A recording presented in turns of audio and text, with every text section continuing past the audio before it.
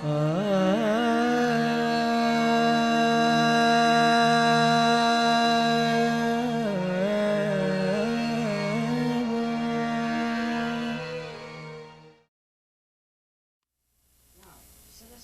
is the goddess of flood, and Saraswati is the goddess of knowledge, which is pure knowledge.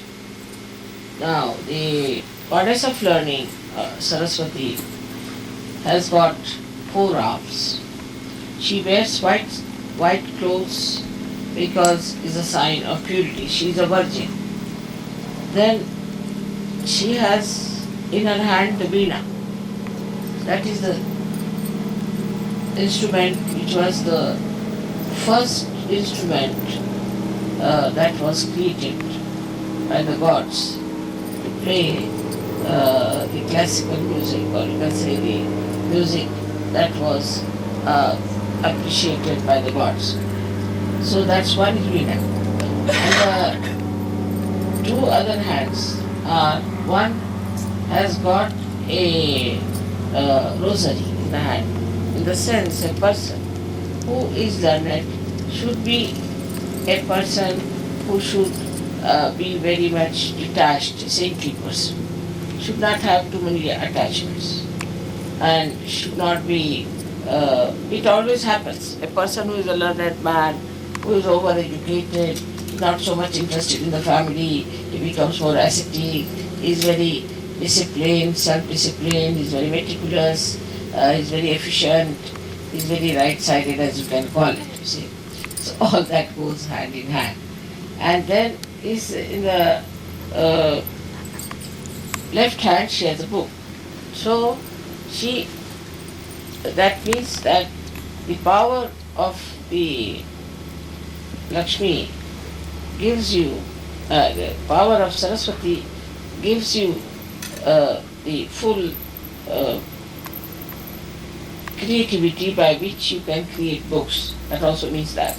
But must have in the books means that whatever you are doing now, supposing we are doing Sahaja Yoga.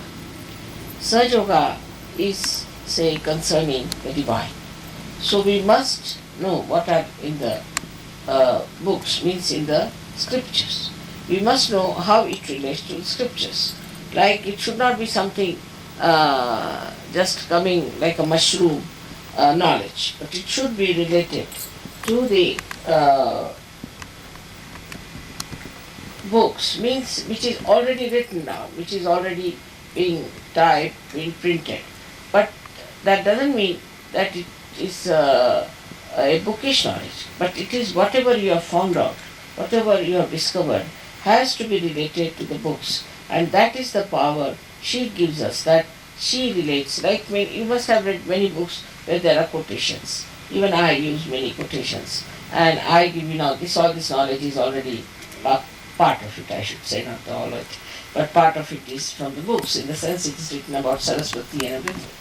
So one must learn how to respect the books, especially the scriptures, and she is the one who gives you the penetration power into these books to know what is the truth and what is not.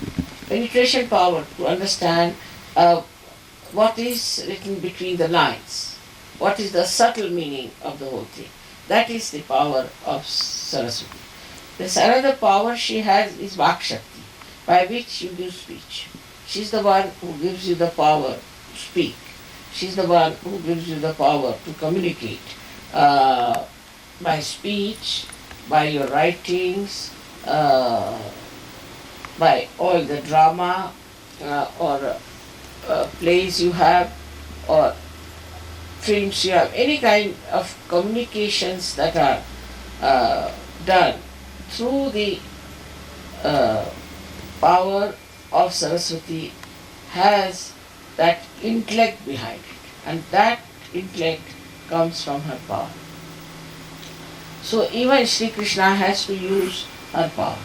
Everybody has to use her power, because if you don't use the Saraswati's power, then only Sri Krishna's one power is that he is a diplomat, and that diplomacy comes from the power of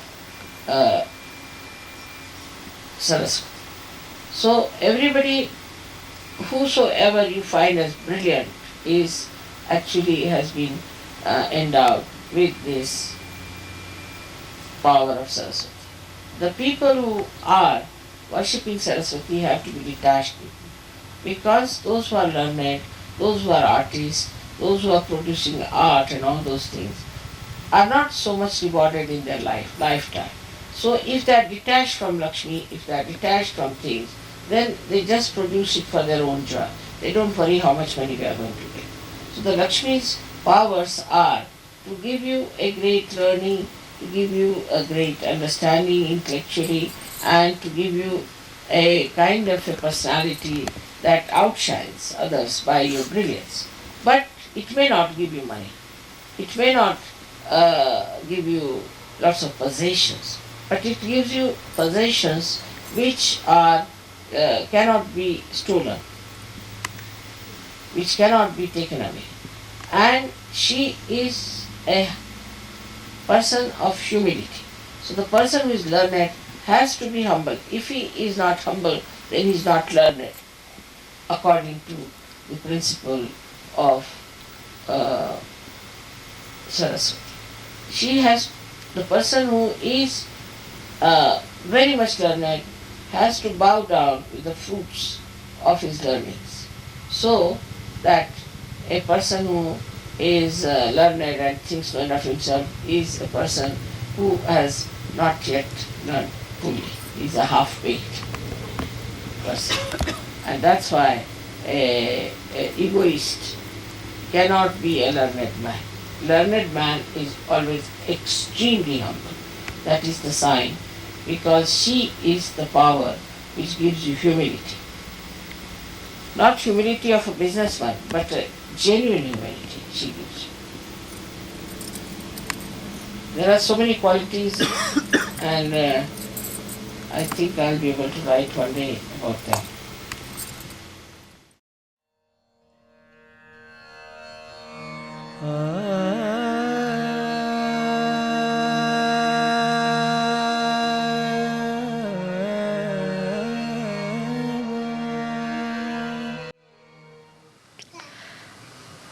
Gradually you will start seeing the divine play, how things work out, how it helps you. But supposing God has brought something before you. Dr. Varlika told me a nice story about this, which is very interesting, that between the goddess of wealth and the goddess of education, there was a little conflict. You can say education, or the Saraswati, which, if neglected or if too much adored, can make you egoistical. In the sense that if you become a person who is after learning, you can be thrown on the other side. So this lady wanted to test the power of wealth.